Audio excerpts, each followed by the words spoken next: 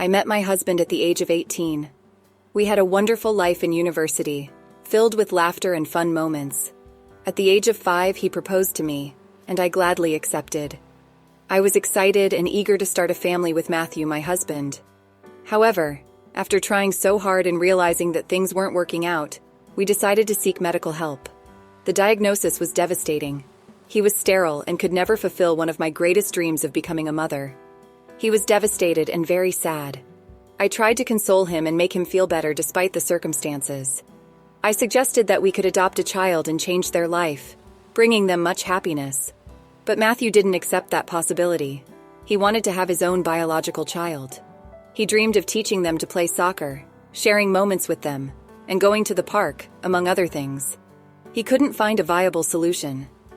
Things got worse when Matthew's mother passed away on a Sunday night, leaving Mr. Thompson alone and melancholic. My husband suggested that we should bring him to live with us while he recovered and rebuilt his life.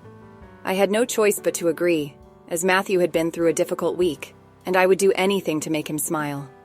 I knew it would be a bad idea to have my father-in-law at home.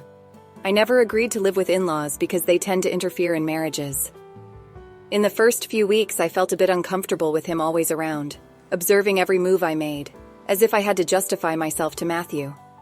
I shared this with my husband, and he told me that was how Mr. Thompson behaved with his mother, probably due to his advanced age, and that he might be trying to overcome the loss of his partner of over 30 years. One day, while getting out of the shower, I noticed that Mr. Thompson wasn't in the living room or the patio. I didn't pay much attention and thought he had gone out for a walk or to the store. So I went to the bedroom and started getting dressed slowly, following my usual routine.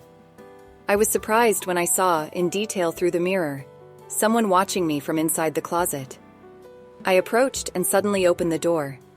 To my surprise, I found Mr. Thompson there with his pants down, holding his member in his hand, with fluid on it. To make matters worse, my husband entered the room unexpectedly, announcing that it was time for us to leave for work. It was a very uncomfortable moment, and we all remained silent. The matter was not addressed, and the day went on as usual.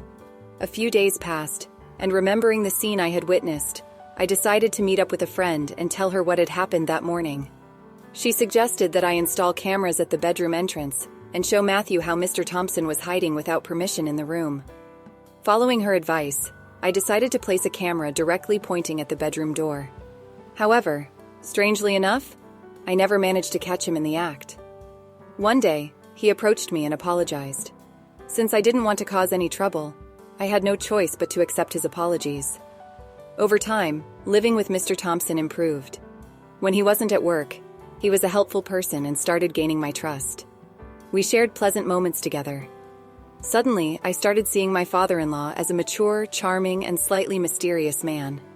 I felt a slight desire to get to know him better, and an even stronger need to be a mother, especially after discovering Matthew's infertility. However, these feelings were completely inappropriate, and I knew it. I felt guilty and ashamed for thinking that way about my father-in-law. I tried to ignore these thoughts and focus on my everyday life and the love I had for Matthew. With time, the situation calmed down, and Mr. Thompson went back to his own home. I never talked to Matthew about my feelings because I knew it could damage our relationship and cause a lot of pain and suffering. I decided to keep these feelings to myself and move on with my life. I learned from this experience that sometimes we can develop inappropriate feelings towards other people, even if we don't want to. It's important to recognize these feelings and work on overcoming them, instead of letting them harm our personal relationships. Additionally, maintaining honest and open communication with our partners is essential so that we can solve problems together and strengthen our relationship.